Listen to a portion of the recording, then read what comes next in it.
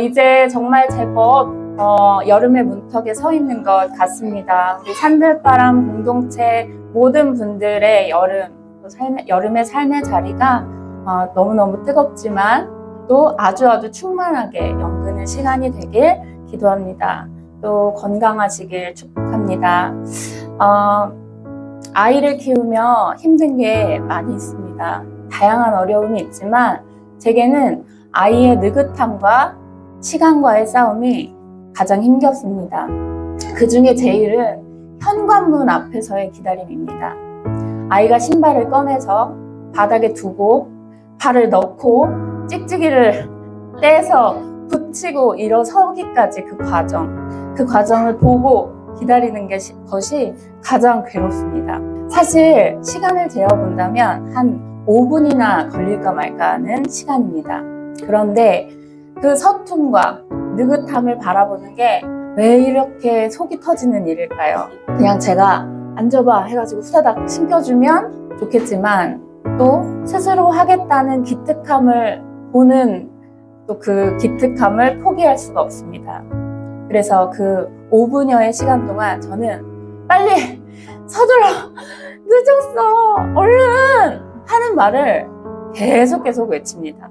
제 말과 무관하게 아이는 차 하면서 고사리 같은 손으로 신발 혀를 차근히 이렇게 정리를 해서 찍찍이를 붙이고 됐다 하고 일어났는데 짝짝이입니다. 어떻게 이렇게 매번 짝짝이일까 싶을 정도로 짝짝이입니다. 그런 아이의 발을 보면서 귀엽기도 하고 허탈하기도 하고요.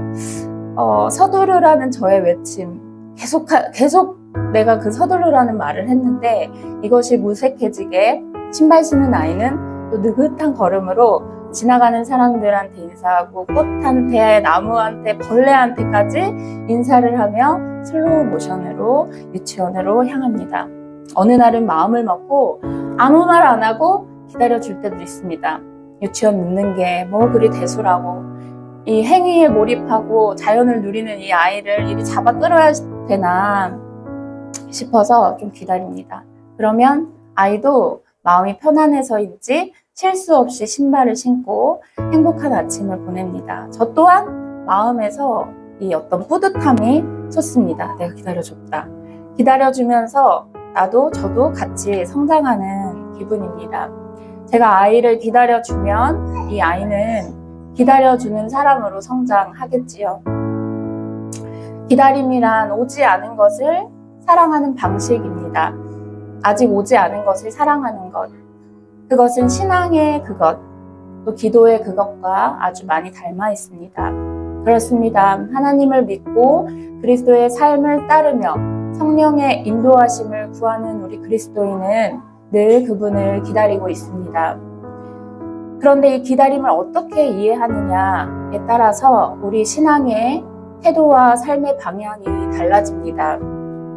오늘 우리가 읽은 성서의 본문들은 각기 하나님, 예수 그리스도, 성령에 대해 증언합니다.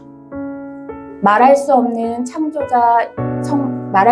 사랑을 주시는 창조자 성부에 대해서는 시편 8편이 시인의 입을 통해 경탄 어린 고백을 전합니다.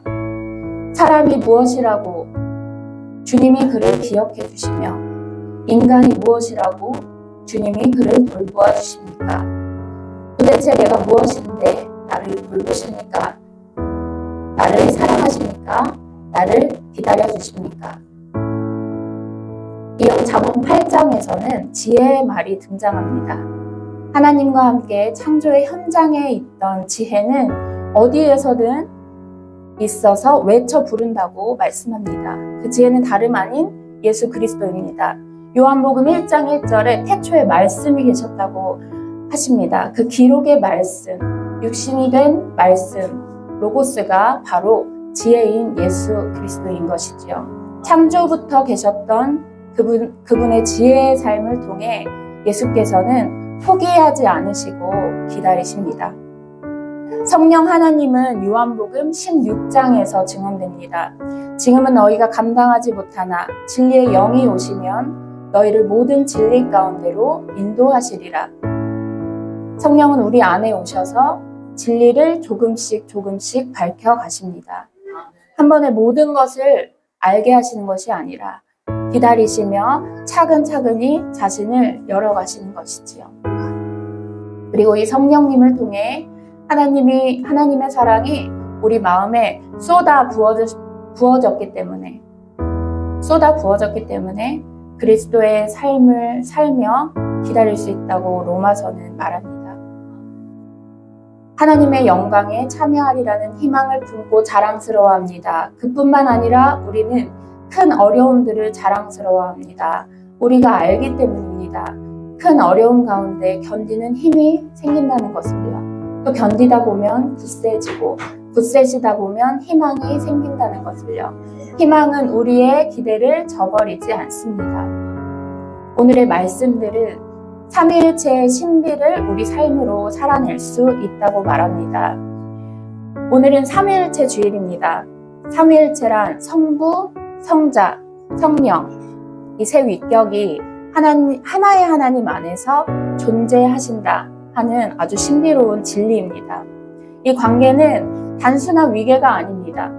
상호 사랑과 나눔의 연합, 코이노니아로 이루어집니다. 그리고 각 위격이 서로를 향해 기다려주고 들어주고 드러내어주는 방식으로 존재하십니다.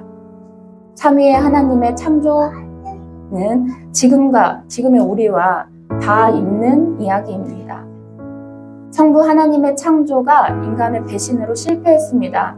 다 멸망시켜야 옳지만 내쫓으셨지만 멸하지는 않으셨습니다. 하나님의 사랑입니다. 죄로 인해 타락하고 여전히 멸망밖에 없는 답이 없던 그 시기에도 포기하지 않는 성부 하나님은 외아들 예수 그리스도를 우리에게 아기로 보내셨습니다. 그 아기의 연약함을 입으셔서 세상에 그 누구도 다시는 바쳐지지 않도록 희생의 제물, 화목 제물이 되시고 인간을 구원하셨습니다. 그 긴 시간 속에서 결국 포기하지 않는 사랑은 우리를 계속 걸어가게 했습니다.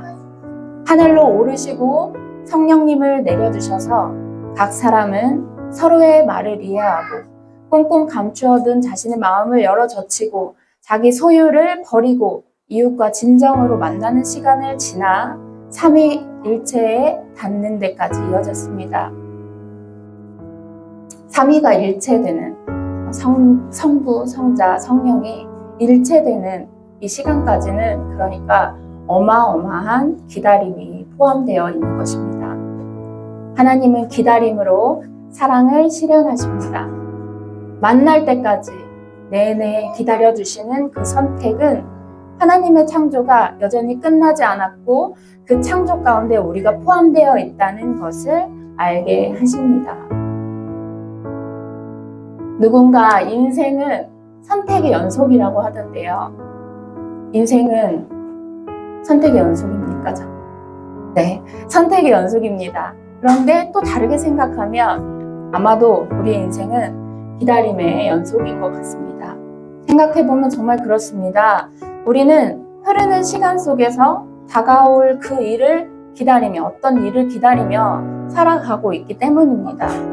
아침이 오기를 기다리고 밥을 먹기를, 부모님을 기다리고 아이들을 기다리고 지하철이 오기를 기다리고 전화가 오기를, 반응이 오기를 기다리고 또 누군가는 건강해지기를, 살아나기를, 행복해지기를 기다립니다.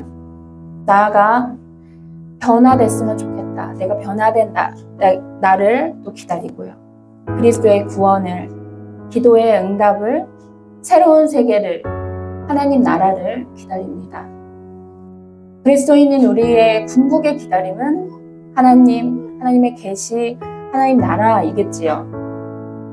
그런데 또 우리는 기다리면서 기다리지 않습니다. 기다림이 너무 길어져서 이제는 기다리지 않습니다. 기다리고 있다고 말하지만 기다리지 않습니다. 기다림은 고통이기에 기다리지 않습니다. 아무 일도 일어나지 않는 시간 속에서 이 기다림이 무슨 의미가 있는가? 아니 당장 먹고 살기도 이렇게 힘든데 뭘 기다리는 건가? 하는 질문이 우리 마음속에 파고듭니다. 불안과 외로움이 엄습합니다. 그래서 서둘러 해치우고 서둘러 선택하고 서둘러 가버리는 속도를 선택해버립니다. 실시간 결제, 즉각적인 욕구 충족이 가능해진 이 다급해진 세상에서 도대체 왜 기다려야 해? 라는 물음과 즉시 응답해 라는 약속은 이제 대부분의 사람들이 당연하게 받아들이고 있는 진리처럼 보입니다. 기다리지 않고 듣지 않고 감추는 것, 이것이 지금 우리의 현실입니다. 삼위일체의 존재 방식, 아까 말씀드렸던 기다리고 들어주고 드러내는 방식과 완전히 반대로 살아가고 있는 것이지요. 역사 속에서 지금과 같이 살기 어려웠던 적은 없다고 합니다. 물론 모든 것이 풍요로워졌고 홀로코스트나 패스트 같은 수많은 이들이 죽음을 맞는 그런 시대와는 비교할 수 없지만 미디어의 발달로 서로의 삶을 속속들이 알게 되었습니다. SNS를 키거나 뉴스를 보거나 하면 어떤 사람이 어떻게 살고 있는지를 우리가 너무 자세히 알게 됩니다. 그래서 불평등과 박탈감으로 인해 더 많은 이들이 불행해졌다고 합니다. 취업이 지연되고 소득이 감소돼서 부모 세대보다 가난한 첫 세대가 지금 청년들의 현실입니다. 치솟는 노인들의 우울증 증상과 고립의 현실은 기다림을 무의미하게 만듭니다. 사는 일 때문에 삶의 불안정성 때문에 확실성 때문에 자주 불안하고 외롭고 슬프고 걱정하는 게 우리라는 것입니다. 우리는 왜 이 기다림이 이렇게 힘겹습니까? 오늘 우리 현실에 하나님 나라, 하나님 그분의 계시가 의미를 갖는다면 어떤 방식으로, 어떤 근거로, 어떤 의미를 지닐 수 있습니까? 우리는 그것에 어떻게 응답해야만 합니까? 기다림의 내용이 아직 실현되지 않은 것을 기다리는 시간입니다. 미지의 시간이지요. 그래서 미지의 것이기 때문에 기다림이 두 가지 상반된 감정을 불러일으킵니다. 먼저는 두근두근한 설레임입니다. 기대이지요. 나는 세상은 나아질 거야, 아름다워질 거야, 변할 거야 라는 설레임으로 기다리게 되는 것이지요. 나머지 하나는 무엇입니까? 불안함입니다. 외로움입니다. 보통은 기다리며 잠깐 설레고 후로는 계속 불안과 외로움이 지속되는 것이 우리의 현실입니다. 아니, 저의 현실입니다. 삶의 현장에서 시시때때로 소외된 것 같은 느낌, 허무한 마음을 겪어내면서 정말로 이해할 수 없는 모순 가운데 던져진 것 같은 몸부림을 우리는 매 순간 지고 있습니다. 이런 실존에서 누군가를 기다리고 변화를 기대하는 것은 정말로 한가한 말처럼 들릴 수 있을지 모르겠습니다. 그런데 인간의 이 기다림이 이렇게 불안하고 외로운 이유가 무엇일까요? 우리는 유한한 존재이기 때문입니다. 우리는 모두 죽습니다. 홀로 태어나서 홀로 죽지요. 또 스스로 삶과 죽음을 선택할 수 없어서 우리는 우리 자신의 주인도 아닙니다. 그러나 그럼에도 불구하고 우리는 자유할 수 있는 존재입니다. 인간은 아주 철저하게 제한된 존재입니다. 그래서 우리에게 깊은 불안은 원래 있는 것입니다. 본래적이라는 말이지요. 그래서 불안한 존재이기 때문에 우리는 무한한 존재, 유한한 존재인 우리가 무한한 존재인 하나님, 그리고 하나님의 계시를 계속해서 바랍니다. 악망합니다. 이 단서는 성서의 성조신화에서 찾을 수 있습니다. 우리는 무엇으로 만들어졌다고 합니까? 흙으로 만들어졌습니다. 흙에서 왔고 흙으로 돌아갑니다. 이것은 우리 인간의 유한성을 말하고 있는 부분이지요. 그런데 흙에서 끝나는 것이 아니라 신의 형상대로 지어져서 그 형상대로 살아가기를, 닮아가기를 앙망하게 되어 있습니다. 그 앙망의 동의는 바로 흙으로 지어진 인간에게 하나님께서 숨결을 불어넣으셨기 때문입니다. 초월성입니다. 우리에겐 영원할 수 없는 유한성, 그리고 영원을 바라는 초월성이 창조의 섭리를 통해서 같이 심겨져 있습니다. 홀로 죽을 수밖에 없는 불안하고 외로운 존재이기에 무한한 하나님을 기다릴 수밖에 없도록 지어졌다는 것입니다. 그러나 정말로 안타깝게도 우리가 하나님을 앙망하는 이 종교 생활을 통해서, 종교 생활 안에서 어느덧 우리가 유한하다, 우리는 죽을 수밖에 없는 존재고 홀로 태어났다가 홀로 죽는 존재이다, 우리가 유한하다는 사실을 잊어버린다는 사실입니다. 깊은 불안에 인간은 안전하고 안정되려고 확신을 가지려고 발버둥을 칩니다. 그러나 하나님의 말씀은 인간의 고집을 향해 자신을 위해 구축하는 안전성, 자신을 위해 안전하려고, 안정되려고 노력하는 이 고집으로부터 빠져나오라고 하십니다. 불안에서 벗어나는 것이 아닙니다. 우린 불안일 수밖에 없기 때문입니다. 너무 위로가 되지 않으신가요? 저는 이제 너의 본래가 불안하다라는 모습이 저에게 아주 위로가 됩니다. 그러나 중요한 것은 불안에서 끝나는 것이 아닙니다. 불안 속에서도, 불안이 제거된다는 것이 아니라 이 불안한 가운데서도 우리가 자유로 갈 수 있다는 것입니다. 하나님의 말씀은 불안이 없는 안전을 구하다가 자유를 잃어버리는 이런 삶에서, 이런 신앙에서 헤어나오라고 끊임없이 말씀하십니다. 갈라디아서 5장 1절의 말씀입니다. 그리스도께서 우리에게 자유를 주셨으니 그러므로 굳건하게 서서 다시는 종의 멍에를 매지 말라. 신앙의 기다림 가운데 안전함의 멍에, 그것을 매지 말라는 바울의 명령입니다. 율법주의자들은 그것만으로는 안 된다, 믿음만으로는 안 된다, 할례를 행해야 한다, 율법을 지켜야 한다 라고 갈라디아의 그 지역에 있는 교회들에게 외쳤습니다. 그때 그것에 맞서서 믿음만으로 괜찮다, 자유해야 한다, 그 멍에를 매지 말아야 한다 라고 말한 게 오늘 말씀 바울의 명령입니다. 율법주의적 신앙, 종교적인 강박으로 얻는 안전함과 확신을 버리라는 말입니다. 오늘 로마서 말씀도 말하고 있지 않습니까? 우리는 압니다. 큰 어려움 가운데 견디는 힘이 생긴다는 것을요. 또 견디다 보면 굳세지고 굳세지다 보면 희망이 생긴다는 것을요. 불안과 함께 굳건히 서서 자유를 선택할 수 있는 저와 여러분이 되길 바랍니다. 요즘 저의 딸들은 어린이집과 유치원을 하원하며 놀이터에서 2시간 이상을 보내다가 집에 옵니다. 할 수 있는 건 미끄럼틀밖에 없던 저희 보니가 이제 트램플린도 타고 정글짐도 오르내립니다. 얼마나 재밌어 하는지 모릅니다. 정글짐을 오르다가 발이 빠져서 다치기도 하고 부딪혀서 멍이 들기도 하지요. 제가 보고 있지 않으면 큰 사고가 날 것 같은 불안이 제게 있습니다. 저에게만 아니라 스스로에게도 불안이 있겠죠.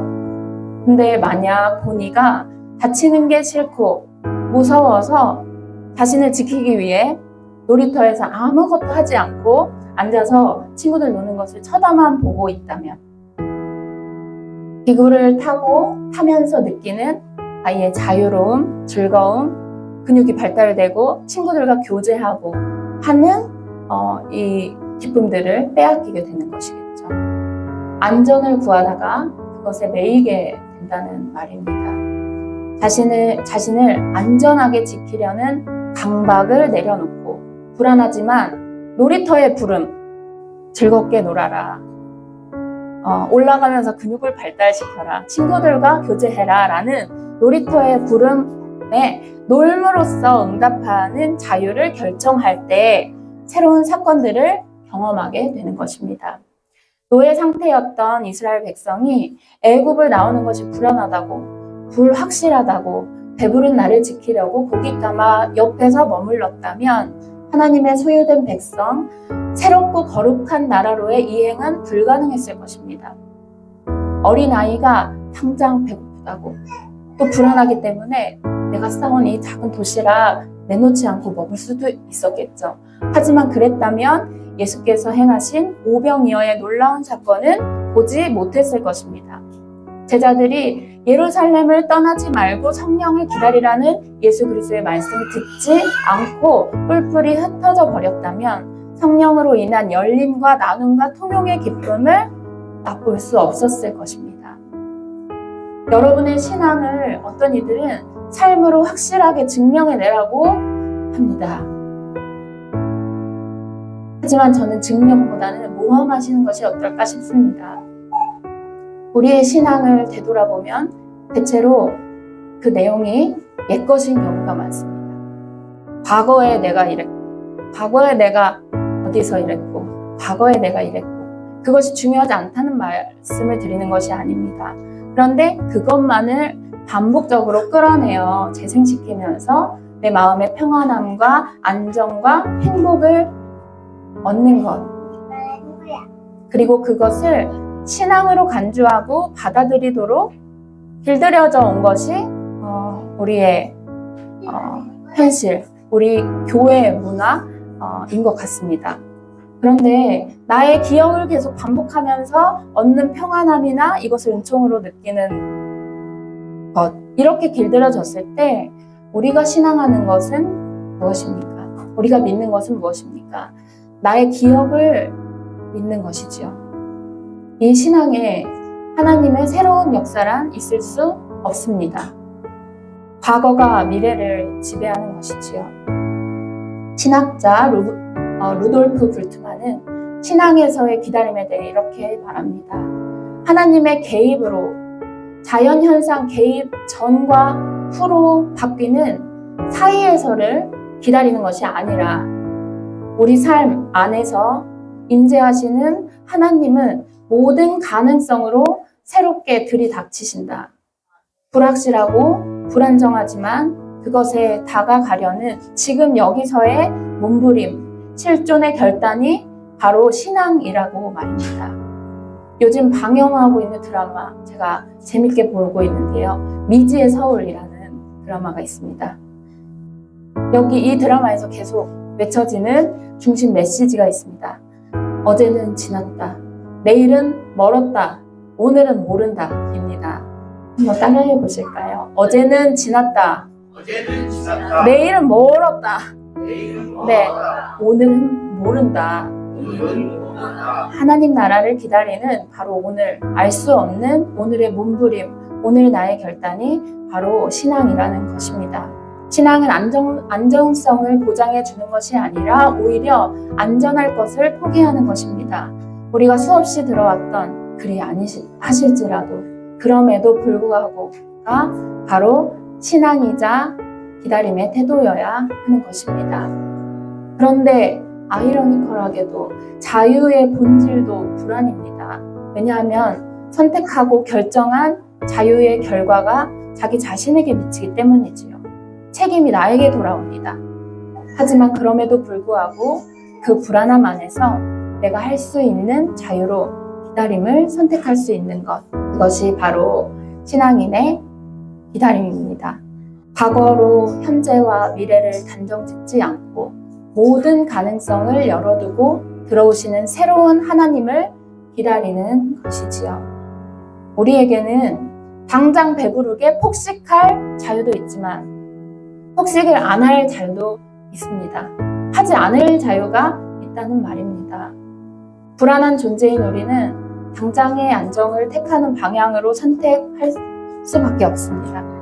하지만 그것이 오히려 우리의 멍해가 된다는 사실을 기억하고 지키는 것 말고 내어 맡기는 자유를 지금 여기에서 응답할 수 있길 바랍니다. 앞서 말씀드린 인간의 유한성의 조건, 불안함이 있었고요. 나머지 하나는 외로움이 있습니다. 홀로 태어나서 홀로 죽는다는 근원적인 외로움은 기다림을 외롭게 하는 요인 중에 또 하나입니다. 무엇보다 이 외로움이 가장 크게 들이닥칠 때는 스트로크가 없을 때입니다. 스트로크는 테니스 용어이기도 하고 심리학에서도 쓰이는 용어입니다. 테니스 용어에서는 몸이랑 채를 부딪힘을 통한 반동을 나타내는 말입니다. 그래서 거의 모든 샷, 무슨 스트로크, 치는 행위에 이 말이 쓰입니다. 심리학에서는 이 스트로크가 자극, 즉 한 사람이 다른 사람의 존재를 인식하는 행위로 쓰입니다. 그런데 삼위일체의 신비 속에서 찾게 되는 인간의 모습은 이 스트로크가 없으면 살 수 없는 존재입니다. 이것이 없을 때 숙명적으로 우리는 외로움과 소외, 고통을 경험하게 됩니다.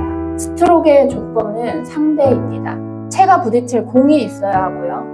인식할 다른 사람이 있어야 한다는 것이지요. 삼위일체의 삼위가 독립된 개체로만 존재하지 않으시고 상호적인 사랑과 나눔의 연합, 코이노니아로 사귀는 이 사귐이듯이 말입니다. 내게 부딪히는 무언가, 그것이 주의 말씀이 되었든 드라마의 대사가 되었든 정치인의 구호가 되었든 친구의 편지가 되었든 책의 한 구절이 되었든 내 아이의 말이 되었든 내 부모의 말이 되었든 이 스트로크가 있을 때, 그리고 나처럼 외로운 누군가가 삼위일체 하나님이 그러하신 것처럼 상호적 사귐과 연합을 함께 할 때 우리는 이 근원적인 외로움을 견뎌낼 수 있습니다. 저번 주 소그룹 모임에서 우리 용실 권사님께서 채색되지 않은 일상에 대해서 말씀하신 적이 있습니다. 그 나눔을 들으면서 제가 신학대학원 처음 들어갔을 때의 경험이 생각이 났습니다. 신학대학원에 입학해서 한 달쯤 지난 때였습니다. 너무 많은 사람, 왜냐하면 한 반에 100명이 넘는 반이 있고요. 이 세 반이 있으니까 너무 모르는 많은 사람이 있습니다. 이 사이에서 어색하고 외로운 시간을 지나고 있었습니다. 그런데 교회사 시간 교수님께서 돌아가면서 100명이 넘는데 한 사람 앞에 2분 정도씩 나와서 자기가 누군지 설명하고 들어가라 라는 제안을 하셨습니다. 처음에 다들 이렇게 많은 사람들이 언제 나와서 이걸 하고 있나, 수업이나 하시지, 이런 생각을 했지만 신기하게도 한 명 한 명 나와서 자신의 이야기를 할 때마다, 더 진솔하게 자신을 이야기할 때마다 우체색이었던 대상이 점점 채색되는 경험을 했습니다. 조금 감추고 싶은 자신의 모습이지만 더 드러낼수록 생명력으로 살아나는, 빛나 보이는 아주 신비한 경험이었습니다. 우리의 칙칙한 삶, 대부분은 그날이 그날 같지 않습니까? 이 삶이 채색되기 위해서 내가 타인에게, 또 타인이 나에게 차근히 서로를 열어내고 또 드러내는 것이 필요한 것이 아닐까 하는 생각을 하게 되었습니다.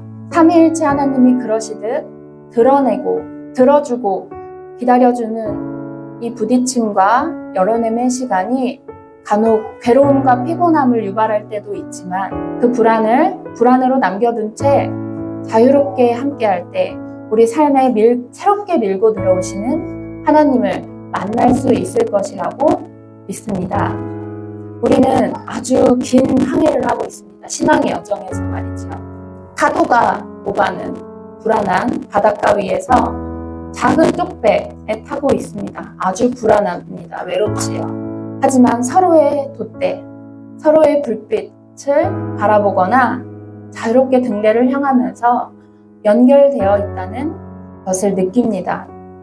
이 따로 또 가치의 자유로운 연결, 함께한다는 느낌, 이 가운데 기다리시는 하나님을 놀라움으로, 감격으로 만날 수 있는 저와 여러분이 되기를 간절히 기도합니다.